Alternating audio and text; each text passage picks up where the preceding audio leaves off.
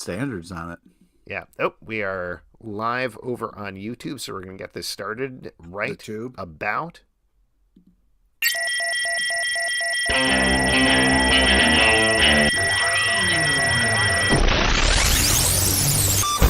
What is up, everybody? Welcome to Comic Book Club. I'm Alex. I'm Pete. And we are coming to you from a couple of places on the internet. We're live over on YouTube, the Tube. We're live on Crowncast, the Cast, or maybe we're coming to you later as a audio podcast, wherever you get your audio podcasts.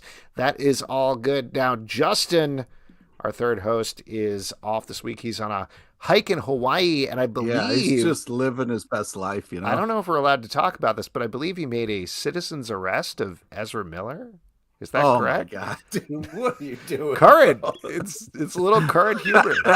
Oh boy. Too much? Oh yeah. I don't know. Cool. I don't know. I don't know what's too much anymore. Yeah.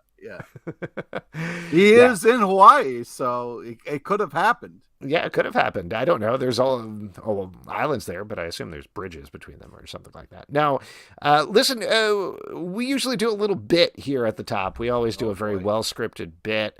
And I actually had one. There was one that was sent to us over email, and I figured maybe I could read it to you here on the top of the show. What do you think about that, Pete? I'm nervous. I'm very nervous. Okay. Well, this is I don't know if it was framed up this way, but like you remember David Letterman, the comedian from back in the day? He used to host a late night TV show. Yeah. Remember that? You remember he used to do these top 10 lists on his show? You remember that, Pete? Yes, I do. Yes, you remember that. Well, this is Pete's top 10 drinks. Pete's top 10 drinks via David Zika.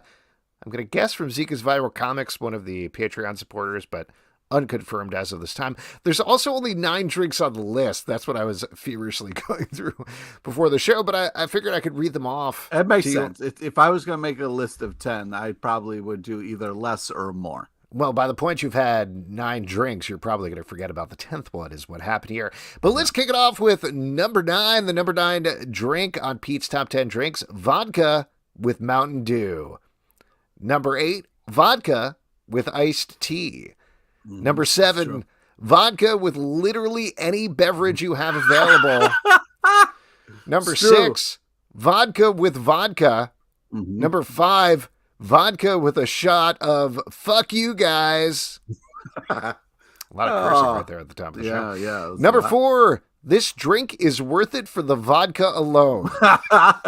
Well, that's great. I like that. Number 3, the vodka wit, which is a vodka, a splash of cheese whiz garnished with a grilled onion. Number 2, the trash compactor, which is a garbage plate blended with vodka. Oh, man. And the number 1 drink on the list of Pete's top 10 drinks, of which there are only 9 via David Zika, is the Arrow, which is vodka with, sorry, I ran out of time and couldn't finish the list. There you go. Well done. Well done, David. Yeah. Great Tip list. of the hat to you. Thank you. And I am that predictable. Yes, you are. But good list. Thank you, David, for submitting that. We appreciate it. Very fun. And we have a very fun guest for you this evening that we should probably bring into the stream here. I don't want to spoil it, but it's yet another David in our parade of Davids that's happening in the show. He has a new book through Zoop that is being crowdfunded right now called Imposter Syndrome. You might also know him as the co-creator and current co-writer of Naomi, among other things. David F. Walker, hello. Welcome. How you doing? Good. Thanks so much for coming on the show. Very excited to have you here. Before we get questions about Zoop or Imposter Syndrome and everything that you're working on now, I believe Pete wanted to gush for a little bit. Yeah, I just wanted to Chris Farley out a little bit and just say, huge fan. Thank you for all of your work. Loved your Luke Cage. The Sanford Green is one of my favorite artists. So when you did Power Man and Iron Fist, that was amazing. Bitter Root is just groundbreaking and legendary, and it's been so enjoyable. So thank you very much. I enjoyed your old school Cyborg stuff. I just wanted to say thank you so much for being on the show. Thanks for having me. That all being said, is something like this, which is very exciting to kind of to read about as someone who knows your work, is this kind of scarier because you're kind of telling a little bit more of a personal story? You're talking about imposter syndrome. Yes, exactly. No, it's not that scary. I mean, I almost went into the porn industry at one point. So, it's like nothing scares me that much. I feel like we need to follow up on that last thing that you brought up. Was that as a writer for the porn industry, or like a director and an editor? As much as that okay. can happen, it was. I mean, at the end of the day, I'm glad I didn't. I think it probably would have ruined my career, my other career options. But me too. I'm glad I didn't do it. Yeah. Well, I'll just bring up Barry Seinfeld was in porn, and then he went on to do the Addams Family movies and a bunch of other great things. So maybe you could turn back time and. I don't. Yeah, but I don't think I'm as talented as Barry Sonnenfeld. I think I'm more like, not to knock, say, someone like Ron Jeremy, because I don't want to compare myself to Ron Jeremy either. But like to be the most, being the most talented porn star is like, or the most talented person in the porn industry is a lot like being like, the like a third-rate serial killer or something, right? Like it's that serial killer nobody's ever heard of. I'm just rambling at this point, so I'll shut up. Do you think, I mean, this to tie it back to the book, I'm sure that particular serial killer would probably have a lot of imposter syndrome, which is something that you're dealing with in this comic that you have on Zoop right now.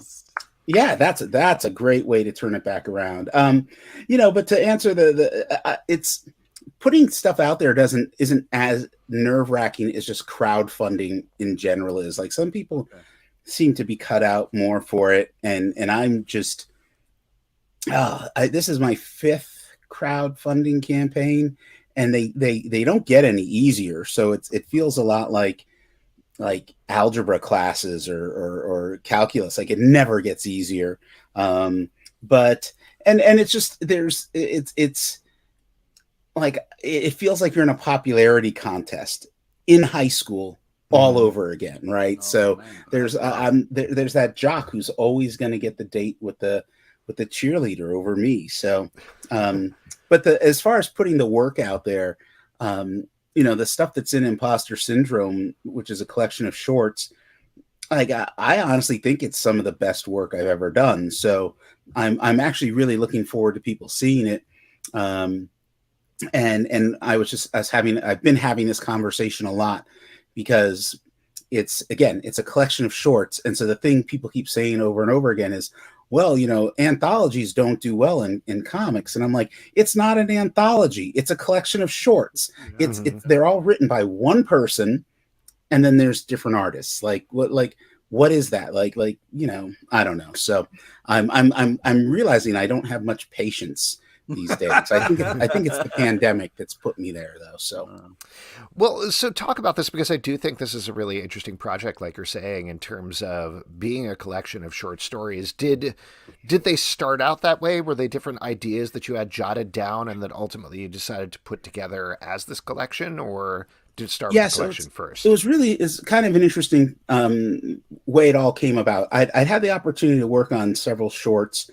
This is like starting in 2018, 2019, a couple opportunities came up, and those can be very challenging to write. In comics, you always have a limited amount of space to begin with, usually 20 to 24 pages. But then if you narrow it down to, say, 6 pages, writing a complete story in 6 pages can be really, really difficult. But I found that I really enjoyed that challenge. And then on top of that, I did a short story for a DC anthology. I did one for Fair Square Comics, another one for Humanoids. I did one for Greg Rucka's The Old Guard. And in every instance, I got to work with artists that I normally wouldn't work with, challenge myself as a writer.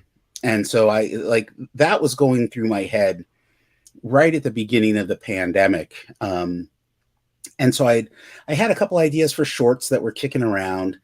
I reached out to different artists, and the original plan had been, get these things done in 2020 into 2021, and print up each individual short as their own mini comic. And then when we went into 2021 during the convention season was going to open back up again, I'd be going to all the conventions and I'd have a collection of like 6 different short, smaller mini comics, right? Because mini comics only sell at conventions. Like if we're going to be 100% honest.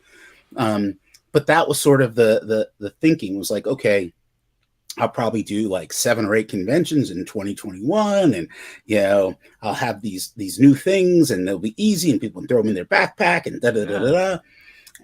And then I don't know if you know this, but the convention season never really started in 2021 because really? Why? The plague continued on. Yeah. Okay. And so that part of the plan like went in the toilet, and then, but it was sitting in the toilet, right? It was sitting there. And then there was this paper shortage and the cost of printing just went through the roof. And so it went from sitting in the toilet to just being flushed completely down the toilet. I was pricing the numbers out. This was like mid to late 2021. And it became clear that the cost of printing up, say, we'll just say 5 mini comics and to do, say, 200 or 300 of each comic was going to be way more expensive than doing just a single collection. Yeah. So from there, it was just like, okay, now it's a question of figuring out what shorts do I have that would work in this collection? Which ones do I feel really strongly about? There at least half of them need to be originals that no one's ever seen before. It was all things like that. And from there, it really started to come together. And I would say that this was probably, I can't tell you the exact moment I decided to go from doing these individual books, little mini comics, to one big collection. But it seems to me like it had to be around October or so of last year, September or October, where it was right around the time that New York Comic-Con we would have been prepping for, because that's where I really wanted to have these debut at. I love New York Comic-Con, and I felt like it would be a really good move. And then of course the show didn't quite happen the way I think they did in New York Comic-Con last year, but I can't even remember. And so then it went from one ridiculous decision to self-publish a bunch of little comics to an equally ludicrous decision of let's just collect everything into one volume. Okay. Is there a guiding principle behind the stories, or is it really just taking them and putting together and then kind of finding the right order like an album? No, there's definitely a guiding principle, which is self-hatred, depression, insecurity, neuroses, all of those sort of things. And so I jokingly say that, but that actually I didn't realize till I was looking at everything as it was all coming together that there was a sort of a running theme, and my close friends, will say, "Oh yeah, no, this makes perfect sense. Only you could do a collection of short stories about depression and things like that." But there's more to it than just that. But it really, at some point, I just realized, the shorts that I was doing were, I guess, for lack of a better term, really therapeutic. I mean, I think a lot of times when we do creative things, it's therapeutic to begin with, and it became really obvious to me as I was, I guess we'll say, putting the finishing touches on things, because at this point, the book is done, with the exception of, and this is me sort of putting the cart before the horse. I'm assuming we're going to hit the goal, and I've committed to adding an additional story, which the artist, I just handed him the script a couple days ago. It's only, I think it's 8 pages. It's a true story about the time I met Will Eisner and Harlan Ellison, and how Will Eisner changed my life, and Harlan Ellison almost got me arrested. And wow, that sounds like a great story. Yes, it's a doozy, and it seems like anyone who's ever met Harlan Ellison or knows anything about him is never quite surprised when I tell them the story. But it's still, it can be pretty shocking, and especially because the police were called on him for disturbing the peace, but when they showed up, they came after me. So Wow. That's shitty. Well, I'm sorry. let's talk about Zoop a little bit. We've had people who have stuff on the Zoop platform before, but it does still feel relatively new for people. I think they're familiar with Kickstarter, they're familiar with Indiegogo, but for those who don't know about the platform, it's more curated. Is that correct? It's definitely more curated, and at this point, it's all comics and comics related. Right now there's a campaign for a Rocketeer jigsaw puzzle, so there's some sort of tangential or ancillary comics related stuff, but for the most part, everything that's been on there is comics related. There's a new anthology that went up just yesterday that I can't remember the title of it, but it's a benefit for Ukrainian relief.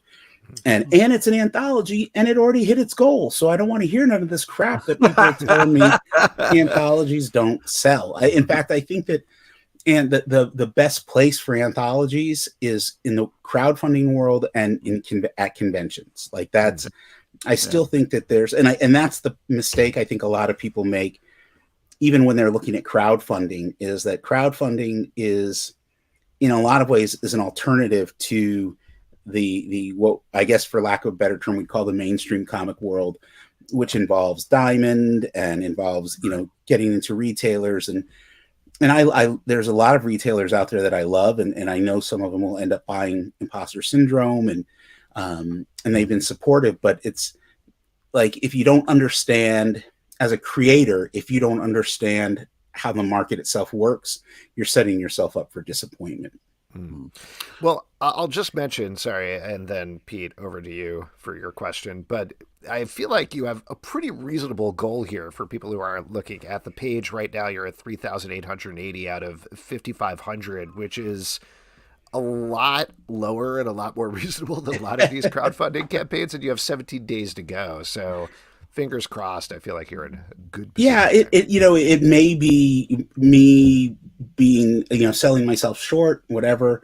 The reality is that every piece that's in there, except for the new one that's being drawn by my friend Jim Hill, the artists and everybody have all been paid. So I paid for it all out of pocket, and I was prepared when I was going to do these as individual mini comics. I was just going to pay for those out of pocket. And then again, for people who haven't been really following what's going on in the production world in terms of the cost of paper and the cost of printing, like that price has gone up so drastically that like it no longer makes sense to do it. It used to be like, if I was going to do a small enough print run, it's like, okay, yeah, I can take one paycheck or two paychecks from whatever comic I'm writing for, a bigger publisher, and just funnel that into the cost of printing. But I just don't want to do that. That sucks. So, but I so that's the thing. It's not really so much. I'm not looking to. A lot of times when you're doing the crowdfunding, what a lot of people are factoring into their budgets is, okay, how much do I owe my artist, or how much do I owe this or that? And it's like, no, I don't owe anybody any money. This is a budget based on a minimum print run and what shipping those would cost. So, and that's provided the cost of printing doesn't go way up between now and say late May when we go to press. Yeah. Pete, what something I want to circle back to that you brought up, when you're working with artists, talk a little bit about the process of kind of like, if you wouldn't mind giving us a little peek behind the curtain of like how you approach different projects with different artists. Like, do you does it change the writing, or how you kind of work together with each project, or how do you go about that? Oh yeah, everything it's different project to project, and one of the cool things about this collection is there are process pages for a lot of the stories. So Some of them I include parts of the script. Others I will do comparisons, because I tend to letter a lot of my own stuff, but I also, and this is one of the things that I reveal in the collection, I will also letter something that I'm not going to be the final letterer on. So I'll get like the pencils or the inks, and I'll do a temp lettering pass just to make sure that my script works with what's on the page. In what's okay. Yeah, and so there's one of the stories that's included in there in this collection, which actually was printed somewhere else originally. That story went through tremendous amounts of rewrites before we got to the final process. But each, I sort of approach each thing, each project, each story differently. So even within the context of this collection, there's an artist I worked with on two of the stories, a guy named Steve Wilheit, who is, in fact, he's not going to be watching this because he's at his day job right now, right? So I've known Steve Wilheit forever, and right here I was going through some stuff like this. Right here is like a sketch of his from 1988. Wow. That, when we met probably in 87 or 88 on the local convention scene, which back then was sort of like a flea market. Those old conventions where it's just like a bunch of long boxes, and then there'd be like three really nerdy guys who were like selling sketches. So I was one of those nerdy guys, and Steve was one of those nerdy guys. But we've remained friends for all these years, and I think that he's one of the best storytellers, visual storytellers, really heavily influenced by like Mad Magazine and Vaughn Bodie and people like that, and so we finally got to work together on something. And this was actually the first story that was was written in 2020. I gave him the script, and a lot of it was just me trying to process through my own depression at the time. This was really early in the pandemic. And that one went so well that we started working on a couple other things. And our second story that's in this collection was written essentially Marvel style. It was me, giving him a breakdown. Okay, this is, here's what the story is about, and here's the basics of what I'd like to see on each page. Go for it. And it was, I tried to limit it to like no more than 5 panels to a page, but I wasn't going into great details, and he just nailed it. And a lot of it was about, on that particular project, it was Steve and I really sort of finalizing like what we're like as dance partners, because we do want to do something else. And so he's one of those artists where I feel like I don't have to, like, I thumbnail out a lot of stuff. I'll draw these really basic stick figure things. Like I know I never have to give him any of that sort of stuff, because he's going to get it. Whereas, and this person will kill me for saying it, Sanford Green is I think he just does it so he can get a laugh out of it, but he's always asking to see what my little thumbnails look like. And with that, this goes back to our Power Man and Iron Fist days. Sometimes I'll write a scene that's fairly complicated, especially like if it's a 2-page spread. And so as I'm writing it, or even sometimes before I commit it to words, I sketch it all out first to make sure that the page is going to work and the panel sequences are going to work. And then from there, I'll sort of look at the diagram that I did and type everything up and go, okay.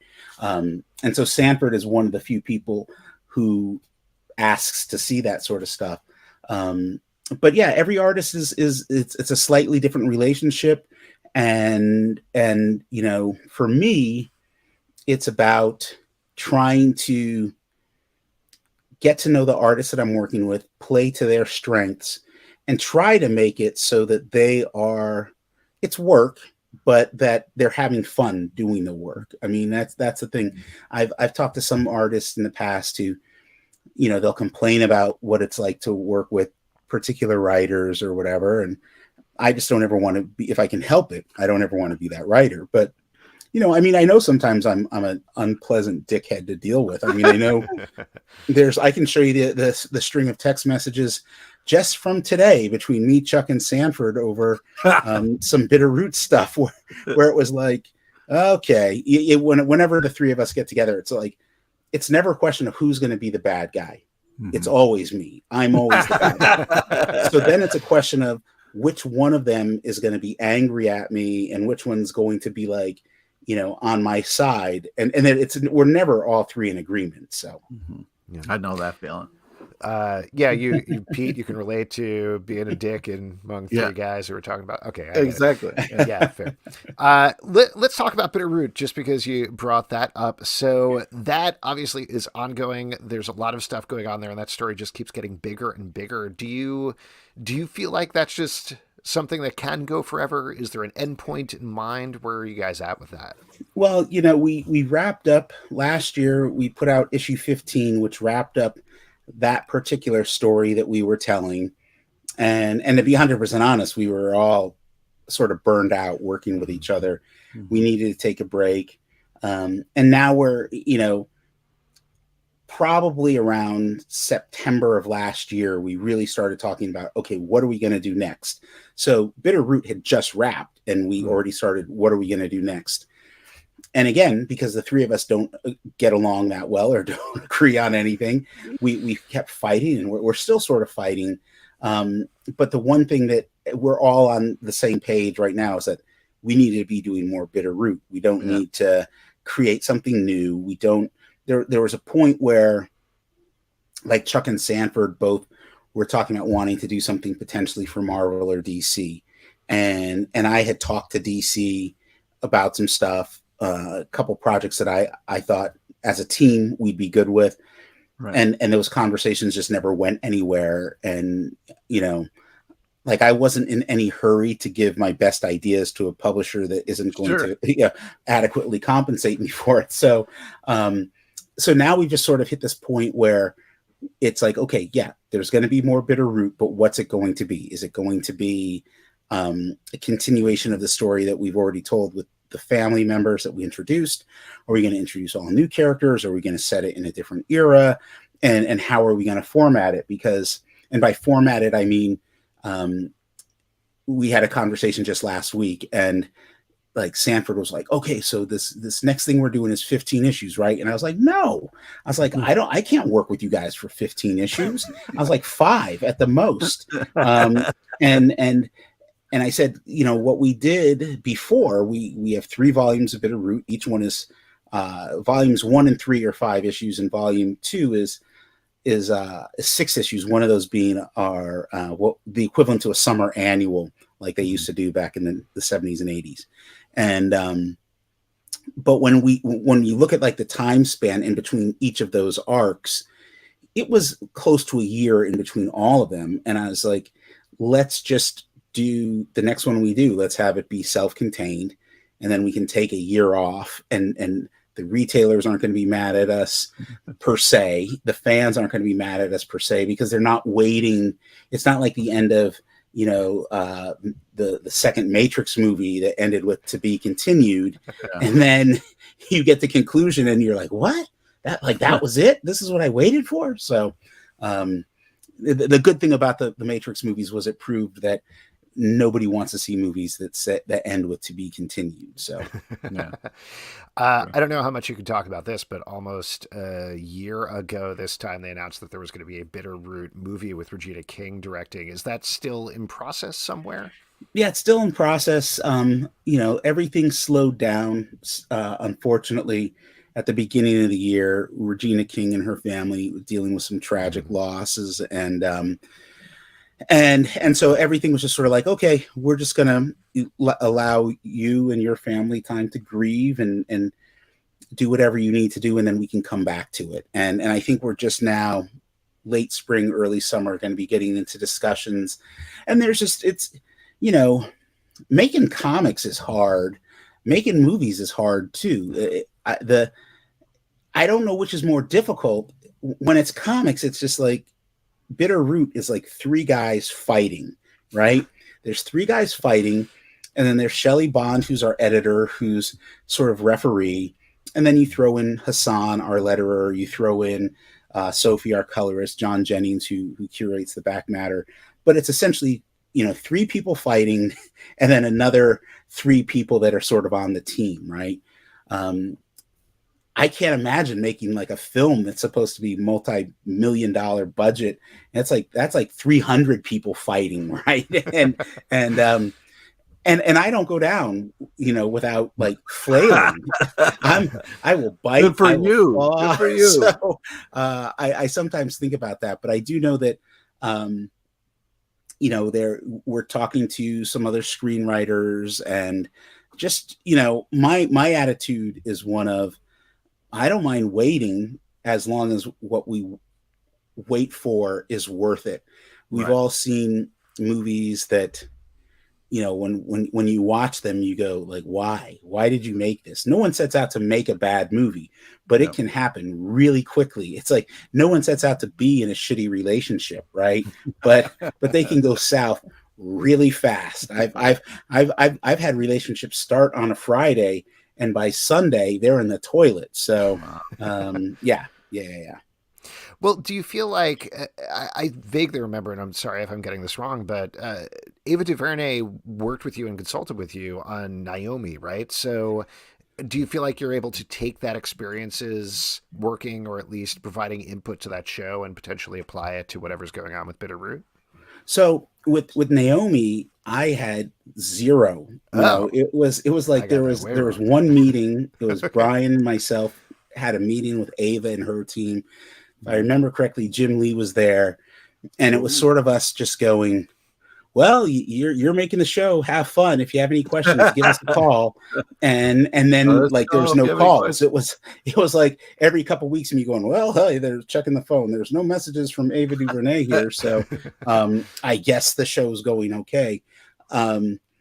It was really, and I knew this even before this whole both Naomi and Bitterroot and all this. These successes started happening. Was that there's there's the work that you do that's essentially work for hire. So even though Brian, Jamal, and I created Naomi, she's completely original. We created her within this shared universe. And I knew that if anything happened with that character outside of comics, I'd be very limited in what I would be asked to do or whatever. I didn't quite imagine I'd be limited to nothing, but that's fine. And as opposed to Bitterroot, Chuck Sanford and I own it. We have in terms of the film side of things, we have a partner who's actually my business partner, and we do everything that I have going on in Hollywood. My business partner and I run together, right? And so he was from the very beginning with Bitterroot. He was involved when we were first over when we were being courted by Sony, and then when Legendary came into the picture. And my business partner is such that like I don't want to talk to you, so you need to call him and talk to him because he's good at saying things like, okay, how much are you paying? Whereas I'll be like, oh yeah, I'll do it for free, So it's in that regard we have, there's more say in what's happening with Bitterroot than there ever was with Naomi. But I'm of the mind that like, well, this is, this isn't my sport, right? Like it's I play baseball and you guys are doing like hockey or something over here. There's sticks involved, but they're different sticks completely. And and my goal is as my career moves forward to be more hands-on involved with some of the things that I create. But there's a lot to be said. There's a lot of cautionary tales if you listen behind the scenes to projects that fell apart in film and television, in part because the comic creators overstepped their boundaries or felt like that they were entitled to do more, when in reality sometimes all people want from you as a writer is to shut up, and it's like, well, pay me the money and I will be very, very quiet, and if not, I'll be like my former compadre Joe Casey, who's making some noise the last few days, which deservedly so. I think I don't disagree with anything Joe's saying. For just real quick, for those listening or watching who aren't aware of this, Joe Casey was the co-creator of America Chavez, who is in Doctor Strange 2. And like you're saying, he's been pretty public about hey, they weren't paying me enough. Yeah. They offered me, I think they offered him like a little bit, and he felt like, no, you're doing this insanely multi-million dollar huge movie. Pay me a little bit more money for this. And he's also doing it, I think, to his credit, to try to speak up for other creators in the future, because this seems to be an ongoing issue, down to at the exact same time, there's been a lot of talk about Asad Ribic's art is being used directly for Thor 4, for Thor Yeah. Love and Thunder. And it does feel like, yeah, you're using these as direct, like not just inspiration, but you're putting it directly on the screen. Give the people some money.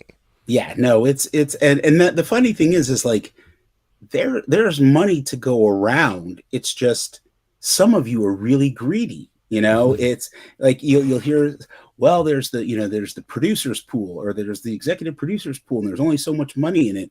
And it's like, well, right now you've got 3 people divvying up the loot.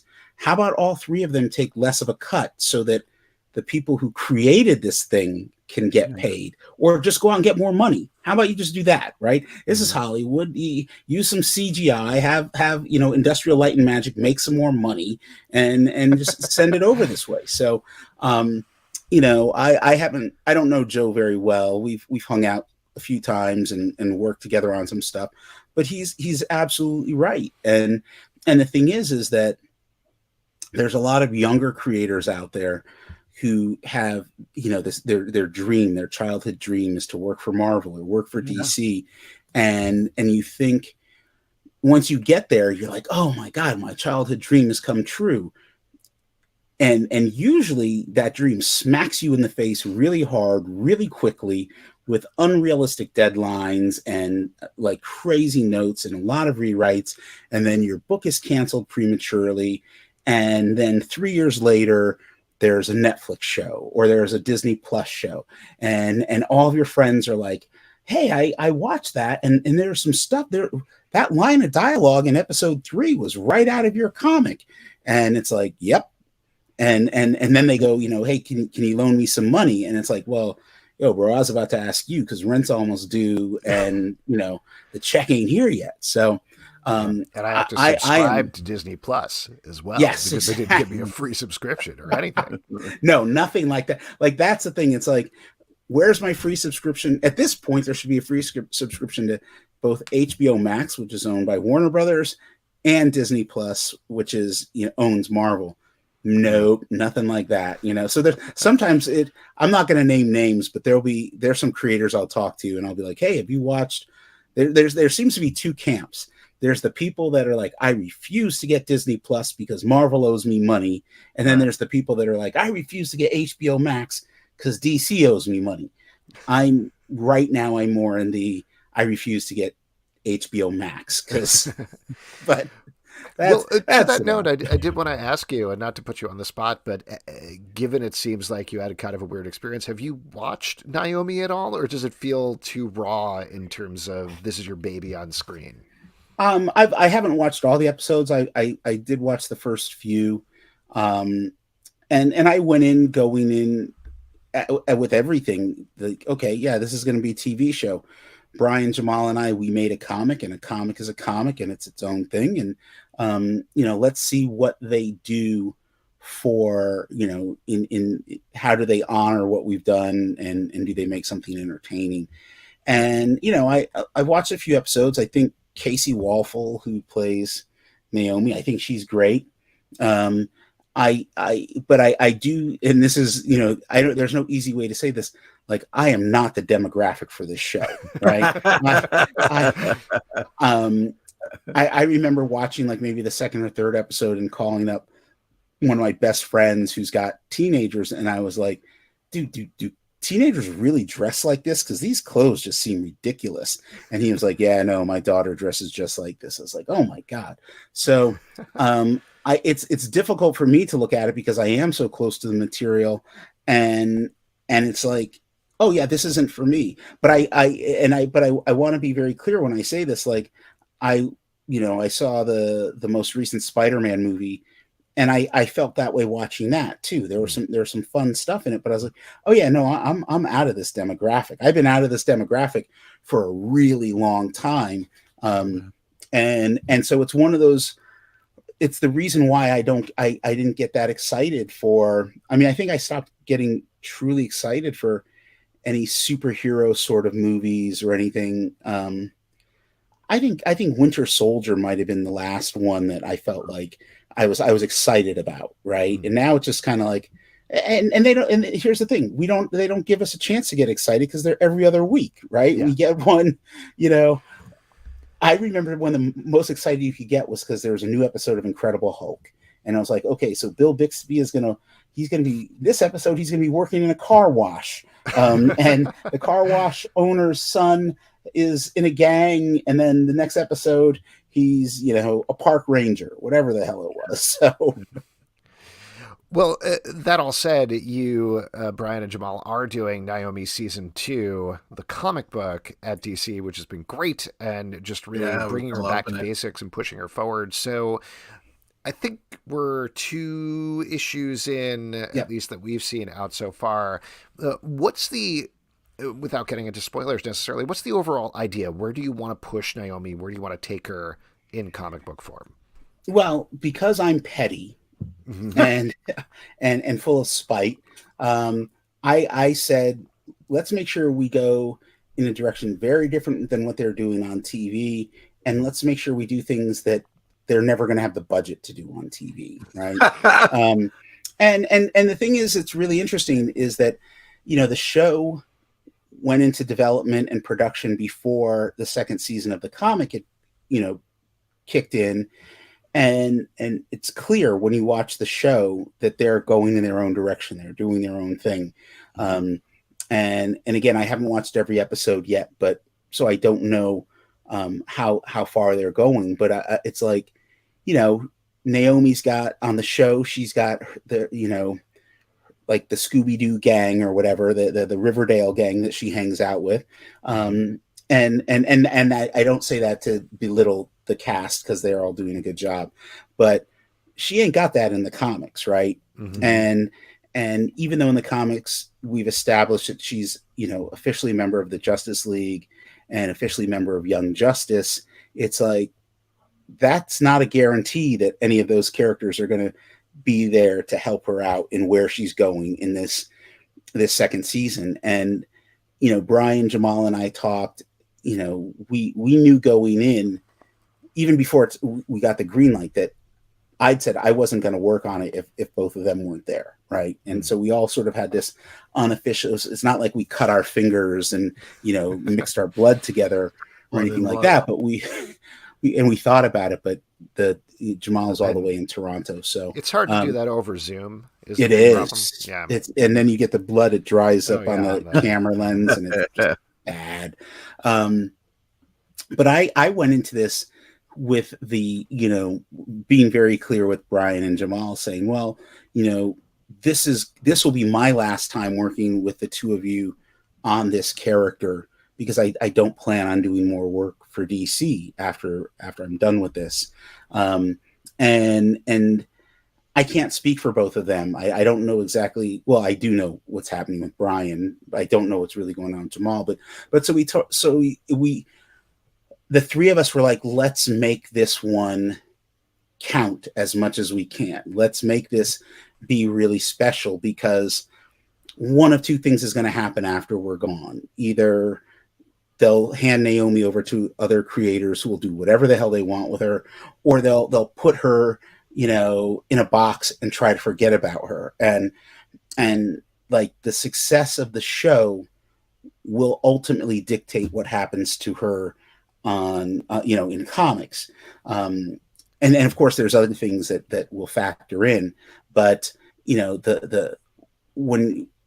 if you're going to be honest and really talk about this industry for what it is, the life that Miles Morales has now over at Marvel is, obviously Brian and Sarah Pichelli and then David Marquez did some great comics. But if it hadn't been for Into the Spider-Verse, Marvel, they were looking for some place to bury the body of Miles Morales for a very long time, right? There was some changing of the guard behind the scenes, but there was, like, I can tell you for a fact that there were people at Marvel at one point or another who had their fingers crossed that Into the Spider-Verse would tank because they didn't want to deal with Miles Morales, right? And whatever their reasons were, I don't know, I don't care. And that's the thing. If that movie hadn't done well, we would not be seeing all this Miles Morales stuff that's out there right now. And so, you know, if Naomi doesn't last beyond 2 seasons or so, 1 or 2 seasons, I don't know what'll happen to her in comics. It'll be like, you know, I'll be 70 and I'll be getting a call and there'll be some young creator. It's like, oh, they're bringing Naomi out of, you know, they're dusting her off, just like, you know, what Mark Russell and is it Steven, I think it was Stephen Byrne did with the Wonder Twins, right? Like they a couple of years ago, they did the Wonder Twins for Wonder Comics, and it was an amazing, you know, like so amazing. I'm convinced that the live action Wonder Twin show that is being done because that show or that comic was so good. So, yeah, it's not like there was like 10 hardcore Wonder Twins fans that were going, God, I wish I had a live action Wonder Twins show. That's true. Well, I'll just say I've been really enjoying this. I mean, the way that we've been talking about it, and I think we've reviewed the first 2 issues on our Stack podcast, but obviously the first series that you guys wrote with Naomi created the character, cemented her, pushed her forward, gave her this whole arc, and this is nothing against what Brian has been doing with her in Justice League, but character-wise, it's felt kind of even, like she's there and she's continued, and even in these first 2 issues, it's getting to exactly what you're saying. It's really putting her through the paces already, really pushing her forward into really interesting places. So, great. Kudos, and it's exciting to see where she's potentially going forward. Yeah, it's been really fun, but it's also funny because, you know, I'm sort of the Dark Lord, the bitter, cynical one. So Brian sometimes has to reel me back in, and Jamal is more than halfway done drawing issue 5, and then issue 6, which is the final issue. It's being written as we speak, and there's, you know, it's left to my own devices, everyone would be dead at the end, right? That'd be like not because I want to kill off the characters, but because I feel like I don't want anyone else touching them, you know? And Naomi deserves better. The cast deserves better. And the fans deserve better. And one of the things that I'm constantly keeping in mind is that whatever issues I may have with the publisher and their parent organizations and all that sort of stuff. And I'll be vocal about it publicly or somewhat vocal about it, but I'm not going to let that stop me from making the best comic I can make or being part of a team that makes the best comics. Like because sometimes I can look at stuff and go, oh yeah, these people really aren't happy right now. You know, somebody higher up the food chain screwed them over. And like, I don't want to read comics that read as being as spiteful and bitter as I am as a person, right? It's sometimes you have to work to get that out of your system. Yeah. Well, I'm looking forward to wherever it's going, and glad that probably Naomi isn't going to die at the end. No, she is not going to die. Yeah. She is going to be like Brian and I talked about this so much. Like, we really wanted her to be the most powerhouse character. I think that's the name they're giving her on the TV show is Powerhouse. I don't know. But there was some stuff that was ultimately supposed to go into what's now the second arc, but some of it went into parts of Justice League and Young Justice. But I had this whole thing where I was like, I wanted her to knock Superman out. I wanted her to accidentally punch him, but in the process knock him out and have everybody be like, oh my God, this teenage girl just knocked out and knocked out Superman. And so when Brian was working with her in these other books, I just kept saying, please put that in there. Please put that in there. And I know him well enough to know that he probably tried and somebody probably put a stop to it, because it was sort of like, oh, we can't have her be more powerful than Superman. But that was my thing. I was like, That's the stamp I want to leave behind. And I want it to be like 30 years down the road, she'd be like, oh, and there's that. She'd be embarrassed. It'd be that party story. They'd be at the Justice League reunion, Superman be an old man, and he'd be like, remember that time you knocked me out? And she'd be like, oh no, don't talk about it. But didn't happen. Yeah. Well, David, before we let you go, just to review, Naomi season 2, as we've just been talking about, is out right now, currently running from DC. You got Bitter Root is seemingly coming back, which is awesome. And most importantly, Zoop's Imposter Syndrome, or Imposter Syndrome on zoop.gg is up right now. Anything else you want to plug before we let you go? No, I just want everybody to be nice to each other. And just because we can officially stop wearing masks doesn't necessarily mean we should stop wearing them. I really need to go to conventions for a while. Right. Yeah. And so, yeah, I'll be wearing masks at conventions, No, I have, I've been talking about this a lot. And this is one of the things I talk to other creators about.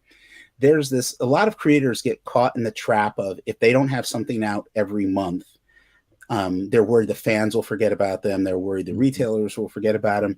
And they put themselves into positions a lot of times working on things they don't necessarily want to, or they don't have the full bandwidth to commit.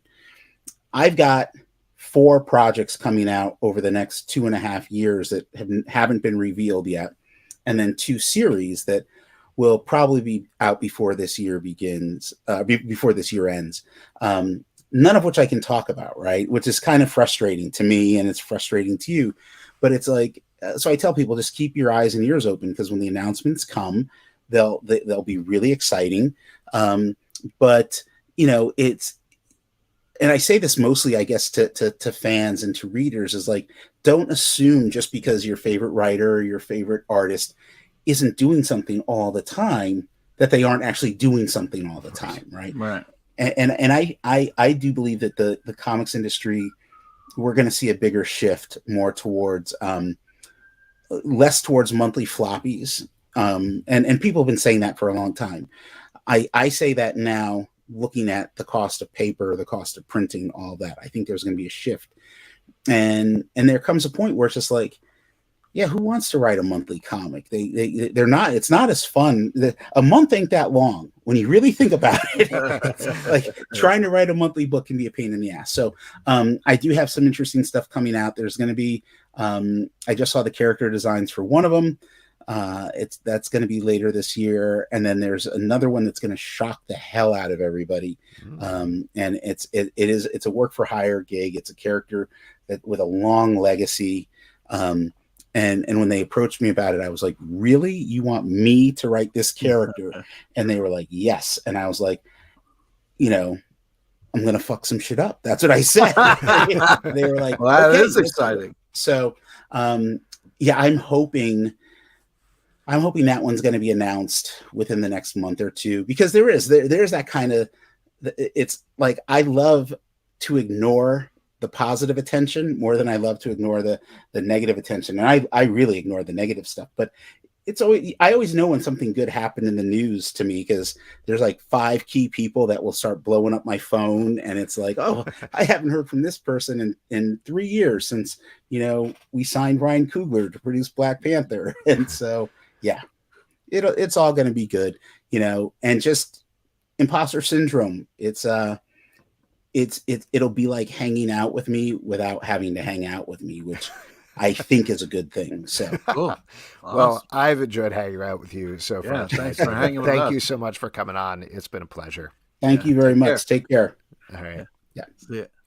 All right. Once again, the project is called Imposter Syndrome, or David F. Walker's Imposter Syndrome. It's over on zoop.gg right now. Almost funded as of this taping. 17 days left. Definitely check it out. It looks awesome. Yeah, it looks really cool. And the page is, there's a lot of different levels you can get in on. There's also a tip jar, just because the guy's working his butt off. So, it's pretty cool. Definitely worth checking out. And it's personal. So it'll definitely be a good way to kind of hang out with him and get to know him more, as he had said. Absolutely. And now we are going to move on with our next section, which is my favorite section, because you all make it up. It is your audience question. And for audience questions, all you got to do is drop a question over in the YouTube comments or an Ask a Question over here on Crowdcast. See a couple of those in there already. First of all, though, Pete, checking with you based on our top 10. What's you drinking, buddy? Yeah, what you drinking? What you drinking? Well, it's vodka, you know that much. But it's also a little mango juice and a little seltzer. Oh, my. You paying tribute to our friend Justin over in the mango capital of the world, Hawaii? Sure. I don't know if it's that, but okay. I don't know. I am drinking a Tierra Del Fuego, which is the drink that was curated this week at patreon.com/comic book club. We have the Slack. We talk about a drink for the show every week. And this one, it is basically like a Negroni. It's Campari. It is mezcal, tequila, and also, oh my God, Ancho Reyes, which is a chili liqueur, as well as a bunch of bitters in it. And it is so good. Great cocktail. And do you have to use one of those giant ice cubes in there, or can you just put you got to have either a giant square or giant circular ice cube. Okay. Either way. Otherwise, it doesn't taste the same. I'm sorry, Pete. Yeah, that's what it seems like. Yes. Well, why don't we move to the questions? We got one from Ben the Border Collie here. Speaking of imposter syndrome, today I interviewed at a posh private liberal arts college. Is there a time when you felt like an imposter? Man, all the time. Geez, I'm trying to think of a specific. Do you got one? You give me a little time. Yeah, here? Also all the time. I mean, Yeah. I think more people feel imposter syndrome than you think. There's a pretty famous story. I'm forgetting the specifics, but Neil Gaiman even told one where he was at a convention. I think he was winning a nebula or something like that. And somebody was like, oh man, I'm having really severe imposter syndrome being next to you and talking to you. And he was like, I feel it with everybody here at the same time. So I think everybody feels it at all points. And frankly, if you're not feeling it, you should be ashamed of yourself. Oh, You're come the on. real Ignorance imposter. is bliss. Ignorance is bliss, man. You know, like, yeah, I definitely, all the time. But I was trying to think of a very specific story, but nothing's coming to mind. No, I think I'll tell you actually a specific story. This is the first one that comes to mind. This is a long time ago, but back when I was doing sketch comedy regularly, I remember I was on break from something. I'll get to what I was on break from in a second, but I read an article. I saw an article pop up that this group, Old English, who was performing at the same time and was sort of like peers with my sketch comedy group, had gotten a TV show, that they had gotten hired for a TV show. And I sat there and like, I could feel my heart drop. And I was like, oh my God, I'm so bummed out. I can't believe they got that. They're like the same kind of level as us. And they're doing so much better. And then I remembered I was on set. We had gotten hired along with two other sketch comedy groups to have sketches directed by John Landis. And I was waiting off stage to go and be directed by him. I was like, oh, actually, I guess we're doing okay too. Yeah, but, you seem to be doing all right. Yeah, but there you go. But also, they're awesome, and Old English was awesome. So. I think back when I was doing stand-up a lot, I know that like when like big time comedians would kind of come in or be on the same show that you were doing, I would always kind of like freak out and not know what to do. And I remember there was this one show where it was like, I don't know how it happened, but it was like me, Judy Gold, and then like another comedian who was like really an upper echelon. We're just kind of in a booth. And I was like, man, I don't belong here. So I would just kind of like, they would say something about the biz and I would just be like, yeah, oh man, I know what you're talking about. You know, it just got to a point where the other guy just kind of looked at me and was like, you can leave. And I was like, yeah, you're right. But it was I tried to hang, but I made it worse every time I opened my mouth. And it was just like one of those things. It was like, why are you doing this?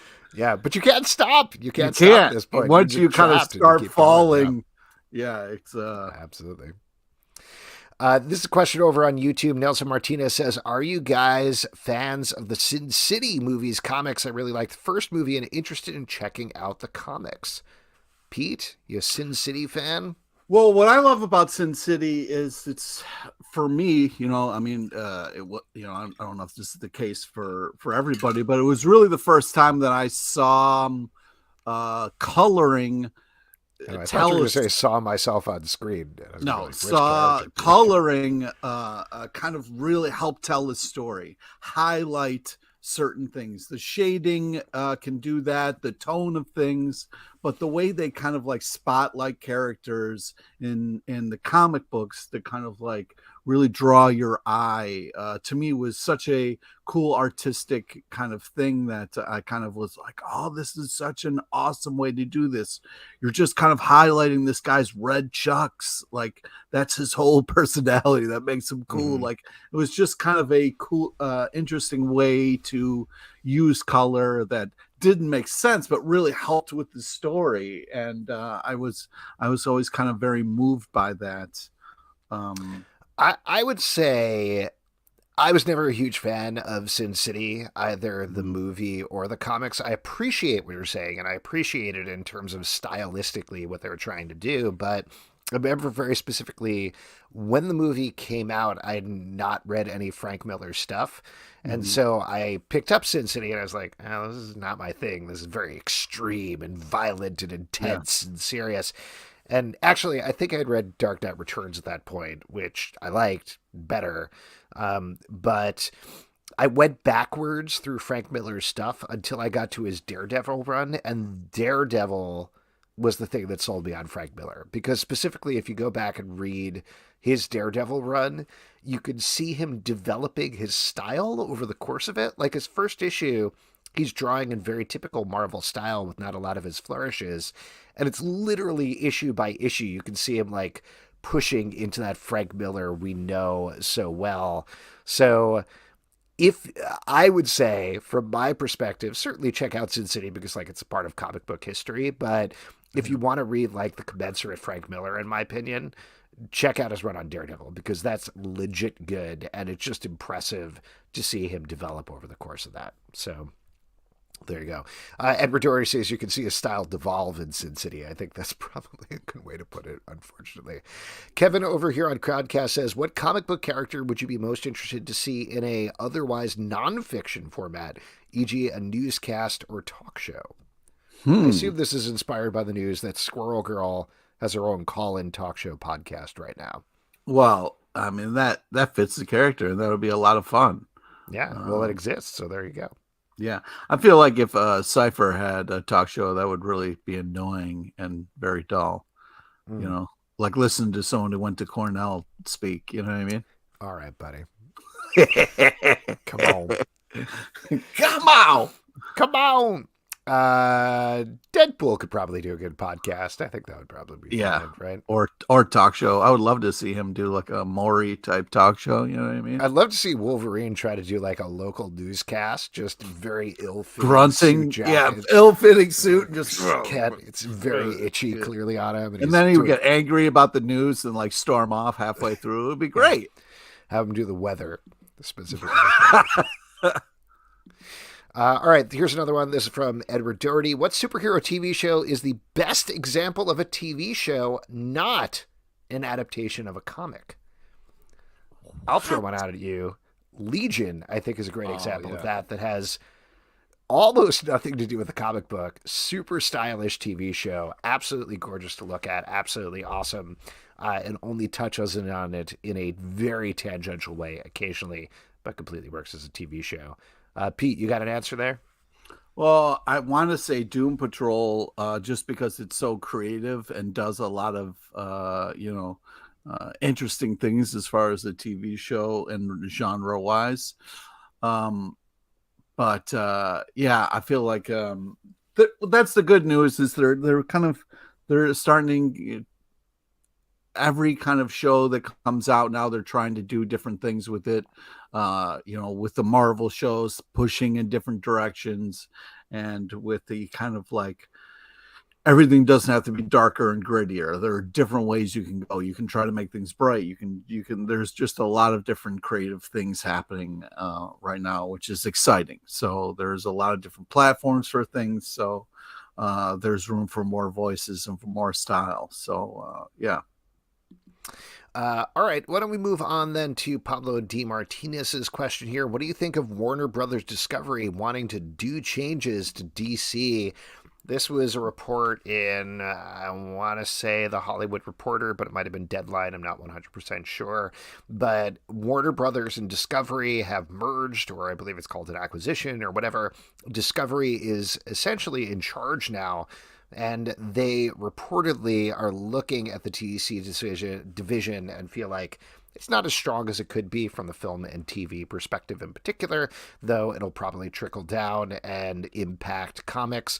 I think when this news came out, myself and literally everybody else, so I won't call myself special there, was like, oh, this story again? Because this happens every single time there's a change in management. They're like, well, we should really find our Kevin Feige and make it more like Marvel. And every time, from my opinion, Kevin Feige is Kevin Feige. He is a once-in-a-generation talent in terms of ushering this stuff together.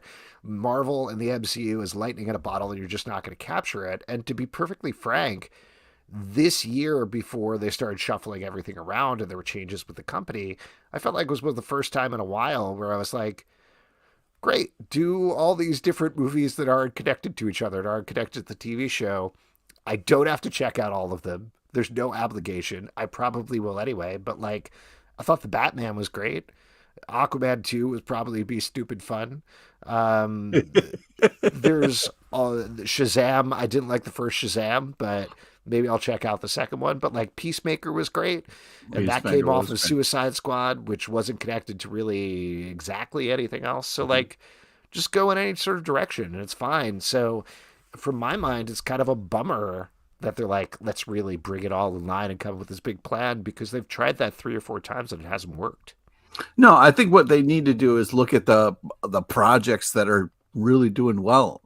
And you'll notice that they're kind of their own thing. Like the Harley Quinn animated series is great because it's taking characters we've seen 1,000 times and putting them a new comedy twist on them. And that's the best Bane I've ever seen in my life. I would love to see more of that Bane. So like, there's all these opportunities and all these kind of like great characters that they can do stuff with. It's just finding the right creative team.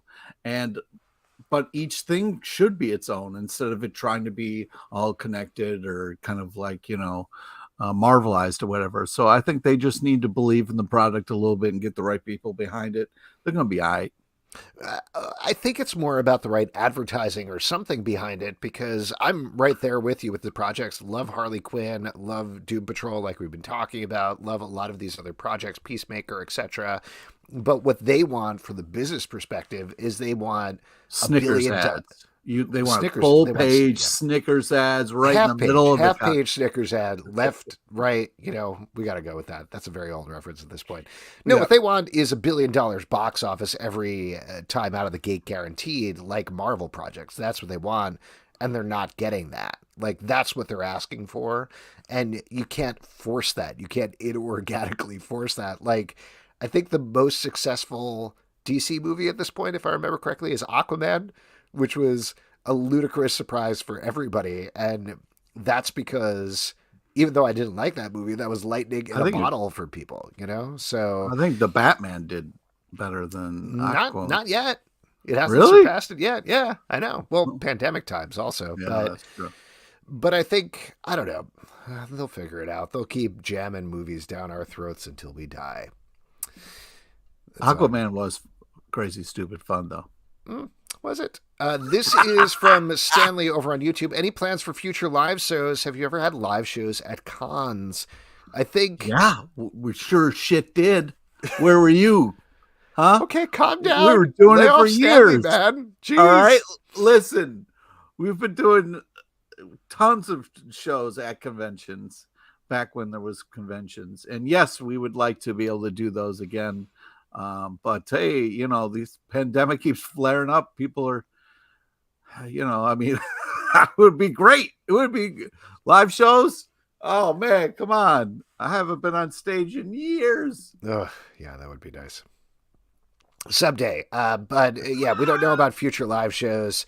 But yes, we have done a lot of shows at cons. We've talked about them here on the show before, but we did stuff at New York Comic Con. We did stuff at San Diego Comic Con. We did stuff at other Comic Cons. So it's always very fun to do that. And I would love to do that in the future, but it needs to be safe. So we'll see what happens.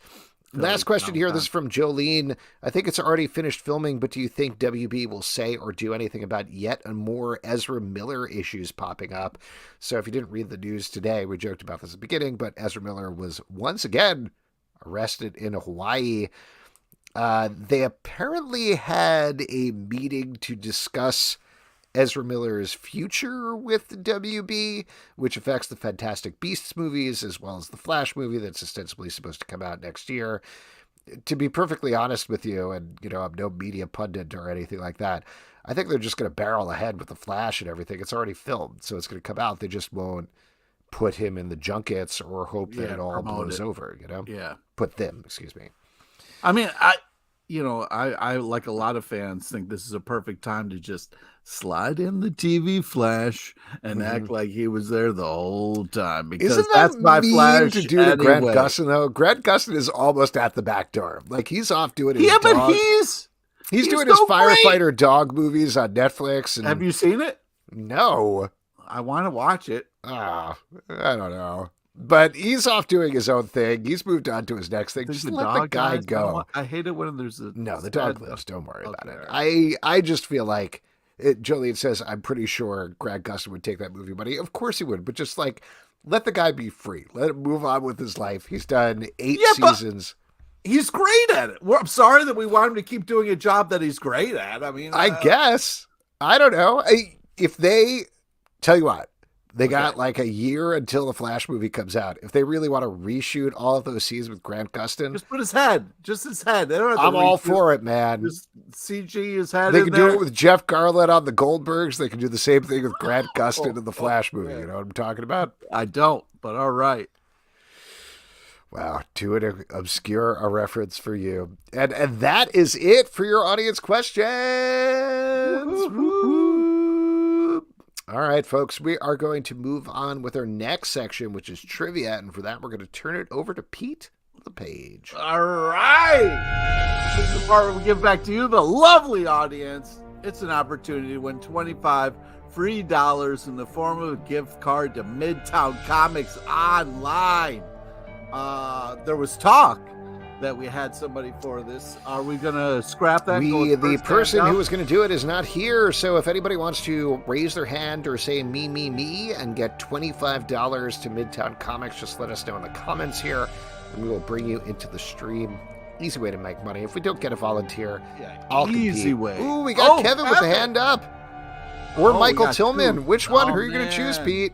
Well, I mean, Kevin was first hand-up guy, and I feel like he has a puppet prepared, but we haven't heard from Tillman in a while, so maybe we should go. We should let Kevin, like he's done it a bunch. Like, all right, we'll bring in Kevin next week, maybe? Yeah. All right, we're going to bring Michael in. Sorry, Kevin. Second hand-up guy, changing up the formula. Man, Kevin, I'm sorry. Unbelievable. You Unbelievable. guys Justin's share off the and love. you go rogue. Yeah. I'm just trying to spread the love around. I'm sorry. Hey, Michael, hello. Hey, how are you? I'm okay. How are y'all? All right. Good. All right. So today's trivia is on topical comic news and a small nod to the legend Gilbert Gottfried, R.I.P. Affleck.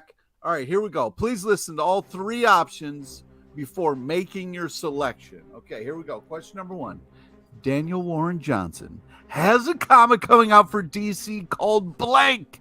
Is it A, the Jurassic League, B, Cyborg's Metal Phase, or is it C, Lita Ford?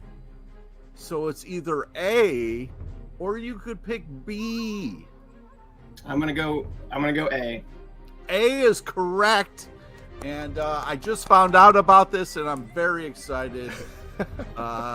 More DWJ, you know what I mean? All right, here we go. Question number 2.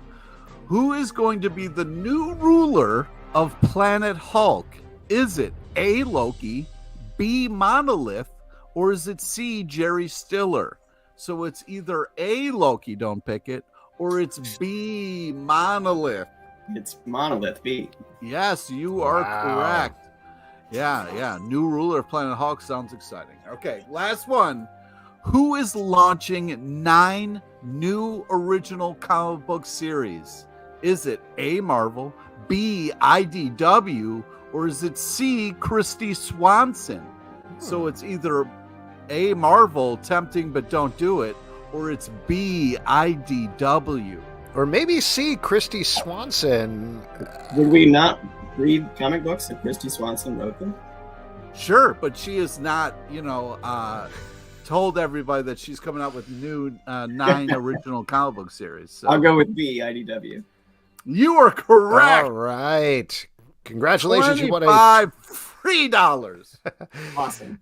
Yes. Just shoot us an email at comicbookclublive@gmail.com and we will get you your $25 gift card. Now, do you have an idea for the secret movie that Pete is teasing in his third answers?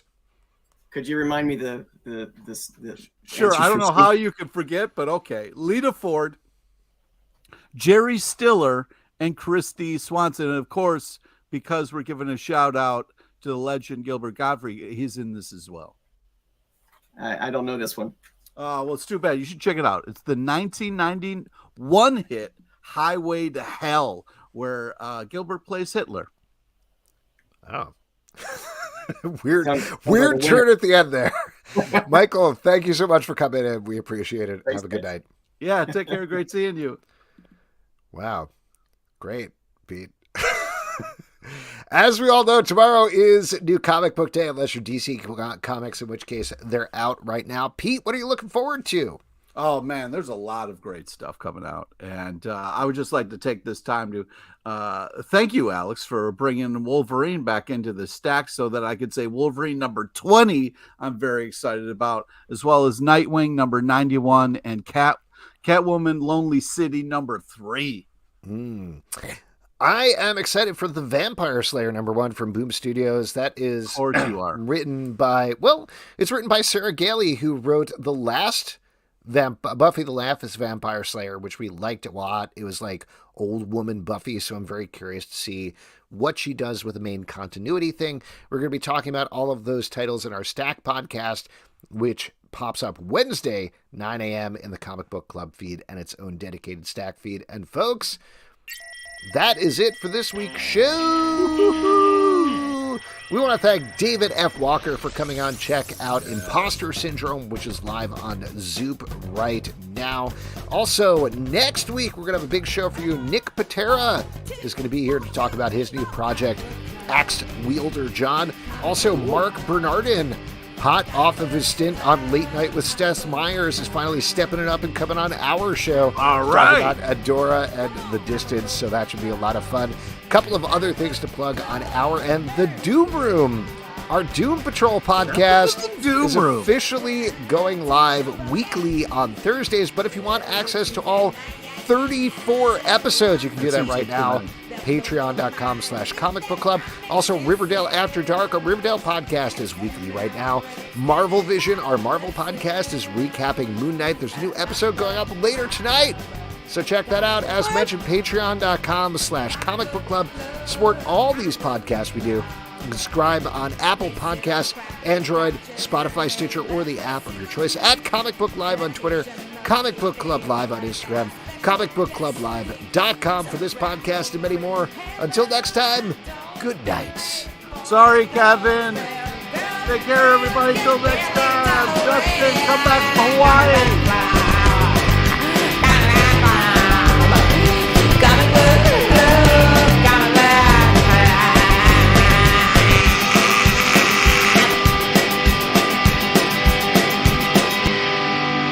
Give me Gatewood. Thanks, everybody.